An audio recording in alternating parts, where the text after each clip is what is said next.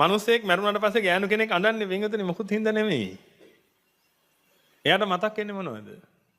මිනිස්සයාද? නෑ වෙන්ගතුනේ මිනිස්සයා කියලා එකක් නෑ ඒ හිතේ. මිනිස්සයා කියලා ඔය තියෙන්නේ වෙන්ගතුනේ මෙන්න මේ ටික. මොනවා හරි ලැබිච්ච ලාභ. නෝනා කියලා තියෙන්නේ මොනවා හරි ලැබිච්ච ලාභ වෙන්ගතුනේ.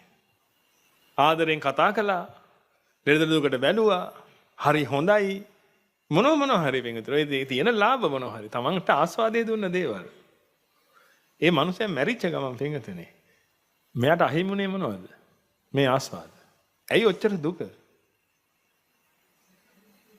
වෙන්ගතුනේ ආස්වාද ආයේ ගන්න බැරි වෙන නිසා. එහෙම මේ ඒ ඔය අද්දකින් විඳපයි ඉන්නව නේද වෙන්ගතුනේ? ඇත්තට මේ වෙලාවට දරන්න බැරි තරම් පපුවට වේදනාවක් කරන්නේ. ශෝකෙන් නතර වෙන්නේ නැහැ නේද? පරිදේවයට ඇවිදින්න. උපායාසයටත් එනව නේද? ඇඟ දරා ගන්න බැරුව වැටෙනව නේද වෙන්ගතුනේ බිම? ඒ මොකුත් හින්දා නෙමෙයි වෙන්ගතුනේ. මෙන්න මේ ගත්ත ටික ගන්න බැරි නිසා. 3 මාසේ දාන එහෙම දුන්නාට පස්සේ මොකද වෙන්නේ? මේ ටික දෙන්න පුළුවන් කෙනෙක් ආයෙ මුණ ගැහෙනව නේද? අවුරුද්ද දානෙවත් දෙයිද?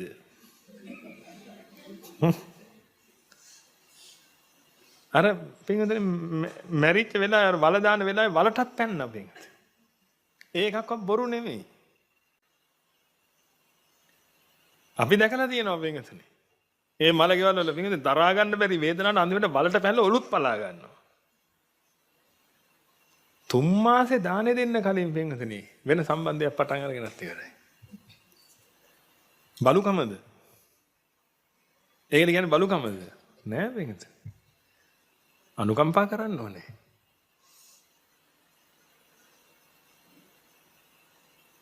තුන් මාසේ දාන වෙනකන් හිටියෙක් ගැන ගරු කරන්න ඕනේ. හේතුව පින්වතුනි වලට පැන්නේ මොකුත් හින්දා මෙන්න මේ පීඩාව නිසා. හොඳට මතක තියාගන්න. පින්වතුනි ඔබට කවුරුත් ආදරේ නෑ. ඔබ නිසා ලැබෙන ආස්වාදයටයි ආදරේ. ඒක බොහොම සත්‍යයක් මේක. කවුද මේ ෆෑන් එකට ආදරේ? ඔබ ෆෑන් එකට ආදරේ ෆෑන් එකෙන් හුලං එන එකට ආදරේ. හුලං එන්නේ නැති ෆෑන් එකට මොකද කරන්නේ? ඒකයි. ඒක විසි කරලා දාලා පින්වතුනි හුලං එන එකක් ගේනවා. මොකද ඔබට ෆෑන් එකේ නෙමෙයි අවශ්‍යතාවය තියෙන්නේ. ෆෑන් එක කියන්නේ රොඩ්ඩක්. ඒකෙන් ලැබිච්ච ආස්වාදයක් තිබුණා පින්වතුනි අන්න ඒකයි මිනිසුන්ට ඕනේ. මොකද පින්වතුනි තමන්ව පවත්වාගෙන යාමක් නේ කරන්නේ. තමන්ව පවත්වාගෙන යාම උදෙසා අනිත් අයගෙන් මොනවද ලැබෙන්න තියෙන්නේ අන්න ඒ ටික ගන්නවා පින්වතුනි. කවුරුත් තව කාවත් පවත්වන්නේ නැහැ. තමන්ව පවත්වාගෙන යන එක කරන්නේ. අන්න ඒක කරගෙන යනකොට පින්වතුනි අනිත් කෙනෙක්ගෙන් ලැබිච්ච ආස්වාද තියෙනවා නම් අන්න ඒව තමයි මතක් වෙන්නේ. හෝ තව කෙනෙක්ගෙන් ලැබිච්ච බාධක තියෙනවා නම් අන්න ඒවත් මතක් කරලා. දැන් හතුර මැරිච්ච වෙලාවට මොකද කරන්නේ? හොඳ වැඩේ ඕක මැරෙන්න තිබ්බේ අද නෙමෙයි. මැරිය ඕක ආයි මැරිය තවත් මැරිය කිය මක් කරනවද? දැන් ඒ පැත්තට කියනවා පින්වතුනි. දැන් මතක් උනේ කාවද? හතුරවද? නැත්නම් පින්වතුනි ආපු පීඩාවන්ද? මේ පීඩාව. ඉතින් අර මැරිච් එක ගැන හරි සතුටුයි පින්වතුනි මොකද මේ පීඩාවන් ආයෙ එන්නේ නැහැ කියලා. නමුත් තමන්ගේ කෙනා කවුරු හරි මැරුණාට පස්සේ පින්වතුනි හරි වේදනාවයි මොකද හේතුව අර ආස්වාද ආපහු ගන්න බැරි නිසා ඒ කෙනා. ඒක තමයි පින්වතුනි සාමාන්‍ය විදිය. එහෙනම් ඔබ හොඳට තේරුම් ගන්න පින්වතුනි. ඔබට කවුරුත් නැහැ.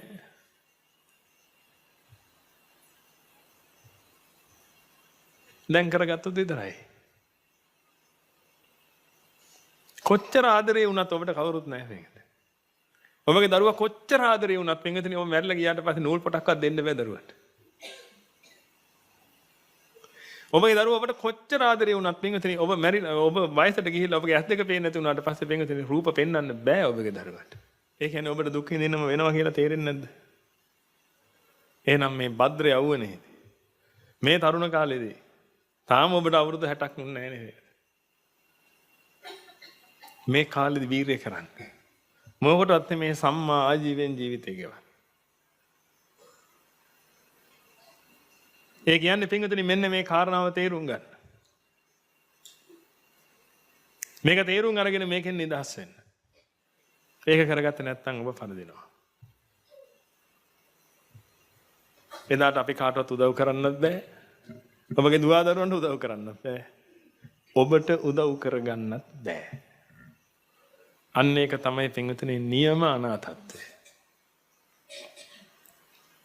කිසිම පිළිසරණක් නැති කෙනෙක් බවට පත් වෙනවා. ඒක නිසා දැන් මේ රැකවරණය ලබන්න හැම කෙනෙක්. මේ රැකවරණය ලබන්න පින්විතනි හදාගන්න පුළුවන් ක්‍රමවේදයක් හදාගන්න. හැමෝටම ගැලවෙන්න තියෙන ඕන උතන. ලොකු පිරිසකට ගැලවීමක් නැතුව පින්විතනි විනාශ වෙලා යනවා. නමුත් ඔබට ගැලවීමක් තියෙනවා. ඔබ මහ පුදුම වාසනාවන්තයි. පින්විතනි ඔබට මේ කියන ටික ඇහෙනවනේ.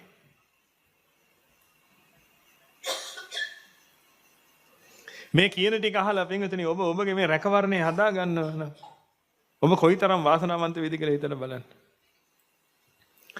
අනිත් එක දැන් ඔබ කාලයක් හිටියනේ පින්විතනි මේ සැප විඳ විඳ. මතිද? ඔන්න භාග්‍යවතුන් වහන්සේ පින්විතනි හරි ලස්සන කතාවක් කියනවා. ඒක මිනිස්සෙක් ඒ පළාතේ තියෙන රසවත්ම අඹ තියෙන අඹ ගහේ නැගලා අඹ කනවා.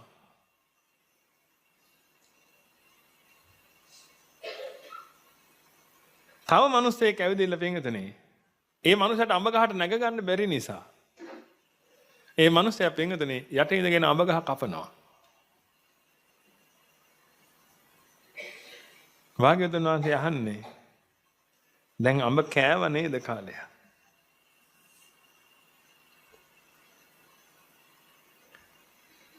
අඹ රසයි තමයි. දැන් කාලයක් කෑවනේ. රසයි කියලා අර මිනිහා ගහ කපන කම්ම ගහ උඩට වෙලා හිටියොත් මොකද වෙන්නේ? ගහත් එක්ක කඩා වැහලා මැරෙන්න වෙනව නේද පින්විත? එහෙනම් ඊට කලින් ගහෙන් බහින්න ඕනේ නැද්ද? තර්කයක් නැහැ අඹ රසයි. තර්කයක් නැහැ පින්විතනි ආස්වාදයක් තියෙනවා. භාග්‍යවතුන් වහන්සේම දේශනා කළා තියෙනවා. මහණෙනි ආස්වාදයක් නැත්තම් මේ ලෝක සත්‍ය සසරේ සැරිසරන්නේ නැහැ කියලා. ආස්වාදයක් තියෙනවා, පිළීමක් තියෙනවා. පිළීමෙන් නිදහස් වීම කියන එක ආස්වාදයි. ආස්වාදය කියලා වෙනම එකක් නැහැ. පිළීමෙන් නිදහස් වීම කියන එකක් තියෙනවා. ඒක ආස්වාදයි.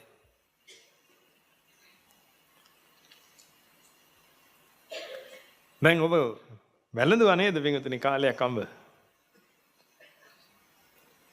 දැන් අඹ ගහක් කපන්නනේ යන්නේ. ඔබට ඒක තේරෙනවනේ. දැන් බහින්නද හිටියේ? ඕකෙන් පල්ලට ඇහලා මැරෙන්න වෙනවනේ. ඒකයි මතක් කරන්නේ. තරුණ දරුවනේ දැන් ඔය අඹ කෑවේ. ඇති තෑක් කෑවේ දැන්. අවුරුදු 20යි 30යි 40ට තරුණයි කියලා කියමුකෝ හා.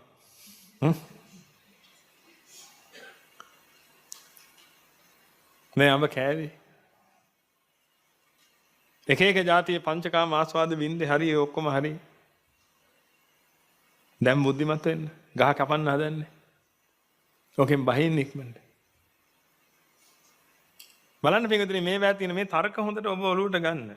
නිකන් මේ ලස්සන තර්ක භාග්‍යවතුන් වහන්සේ හරි ලස්සන තර්ක දේශනා කරලා තියෙනවා. ඒක නෙමෙයි මේ. ඔබගේ ජීවිතයට ගන්න එක තර්කයක් ගන්න ජීවිතයට. ගත්තොත් ඔබ වෙනස් වෙනවා. ඔබගේ ජීවිතේට මම පුදුම වාසනාවන්ත කාලයක් උදා වෙනවා. මොකද මේ ධහම තේරෙන නිසා පින්විතනි අපිට තේරෙනවා ඔබ හිතන් හිටියට ඔය මූණ ඔබේ කියලා එහෙම එකක් නැහැ කියලා. ඔය මූණවත් ඔබේ නෙමෙයිනේ පින්විත. ඔය හිතවත් ඔබේ නෙමෙයිනේ පින්විතනි. ඔබ කියලා ඒකුත් නැහනේ. ඒකත් ඔබට හිතන එකක් විතරයි නෝ හිතට. අත්තාහි අත්තනෝ නත්තිනේ පින්විතනි. අන්තිමට. පුත්තාමත්ති ධනම්මත්ති ඉතිබාලෝ විහඤ්ඤති. අත්තාහි අත්තනෝ නත්ති කුතෝ පුත්තෝ කුතෝ තන. මට දරුවෝ ඉන්නවා මට දේපොළ තියෙනවා වතු පිටි ඉඩ කඩන් තියෙනවා කියලා මෝඩයා මෝග පුරුෂයා හරි සතුටින් ඉන්නවා මට අහවල් දේවල් තියෙනවා මං හොඳ ආස්වාදින් ඉන්නවා ආදි වශයෙන්. නමුත් අත්තාහි අත්තනෝ නත්ති පින්වදනි තමන්ට තමන්වත් නැහැ. හේතුව තමන් කියලා එකකුත් නැතිකොට දැන් දහමන්ට අනුව දන්නව නේද තමන් කියලා එකක් නැහැ කියලා. ඒක නිකන් හිතෙන එකක් විතරයි කියලා. ඒක අවිද්‍යාව තෘෂ්ණා නිසා හිතෙන හැඟීමක්. ಜಾති අවස්ථාව. තමන්ට තමන්වත් නැත්තම් දරුවෙක් කියලා එකක් මොකද්ද තියෙන්නේ? වස්තුව තියනවා කියලා මොකද්ද ඒ හිතන් ඉන්නේ?